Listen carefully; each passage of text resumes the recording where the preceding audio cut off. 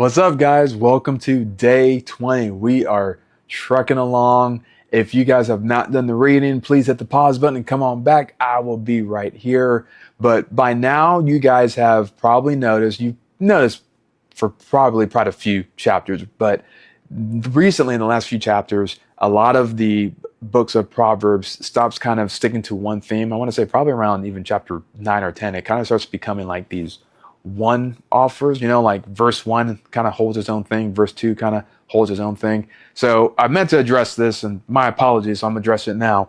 But you are in something, I learned this from Manny Arango, so I want to pronounce this properly, but we are now in the context of what's called an aphorism, okay? An aphorism, aphorism. And an aphorism is a pithy observation that contains a general truth. So an example can be like, if it ain't broke, don't fix it. Period. That's it. That's an aphorism. So a lot of the book of Proverbs starts to look like that. It starts to be like these one-off liners, these one single statements that hold its own, which is actually one of the best things about the book of Proverbs. It's very simple. It's very practical. A lot of the other books in the Bible requires a lot of context for you to know like the history behind it, the audience, the theme. And not that there isn't any of that in the book of Proverbs, but it's very what you see is what you get, more of it than not.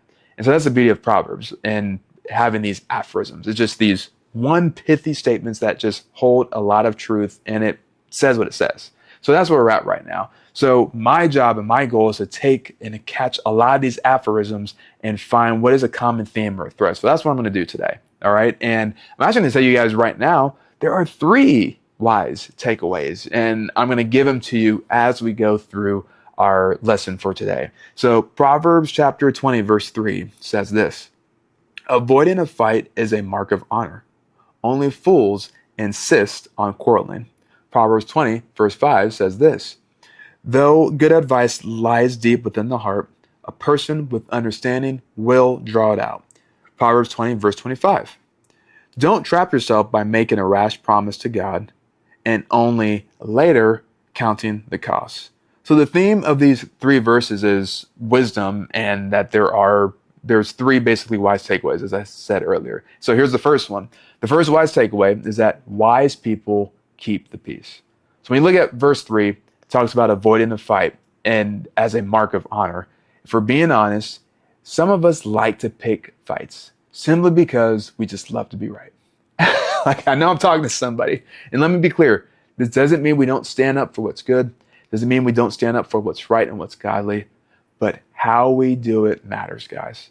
The ability to avoid getting into senseless arguments is honestly foolish.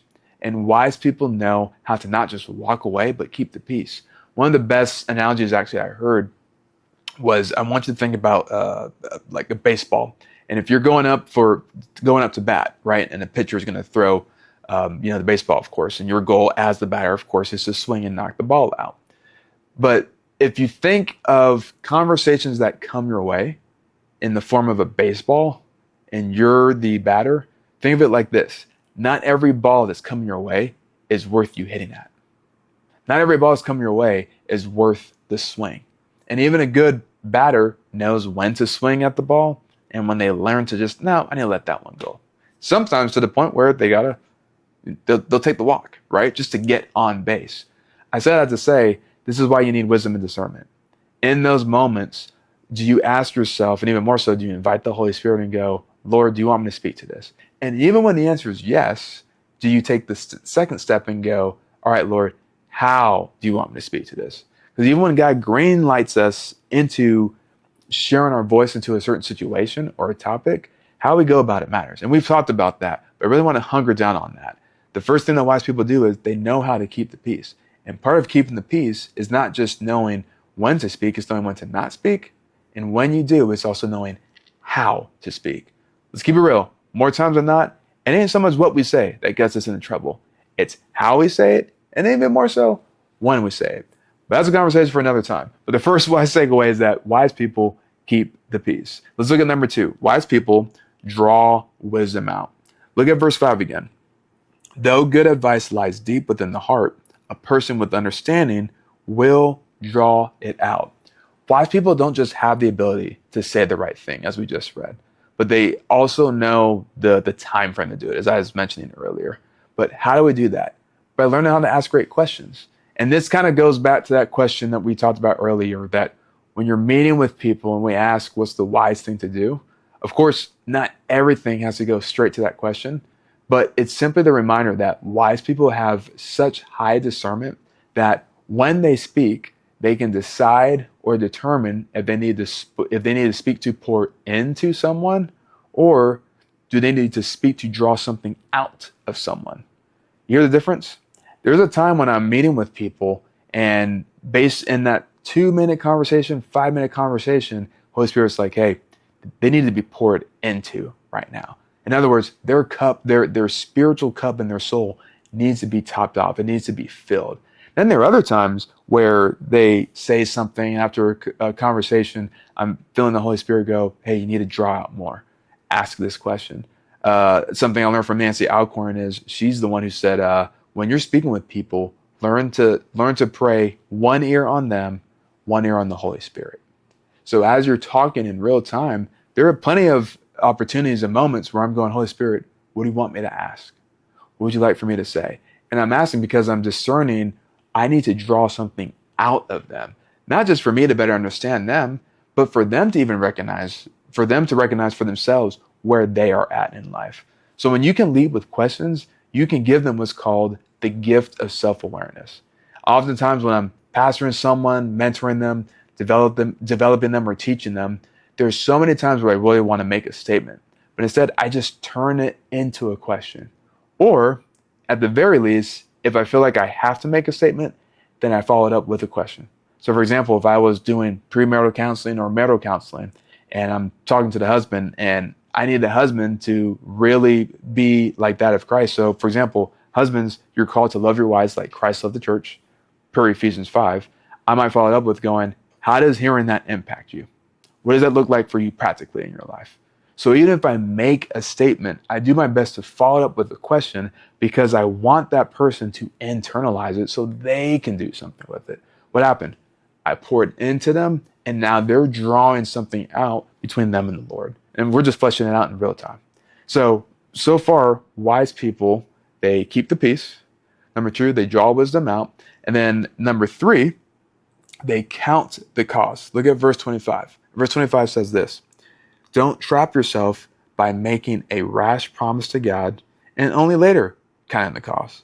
We all have had that moment where we were stressing on something or believing for something to happen so badly, we make that quick casual prayer request. Come on, like we all did that when we were kids, like, Lord, if you help me pass this test, I promise I'll, right? We've all done something like that.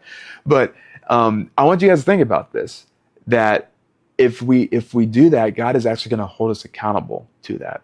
And the crazy part is, with this, this actually applies to all people. So before you say yes to an individual or no to something or someone, take a step back first and count the costs.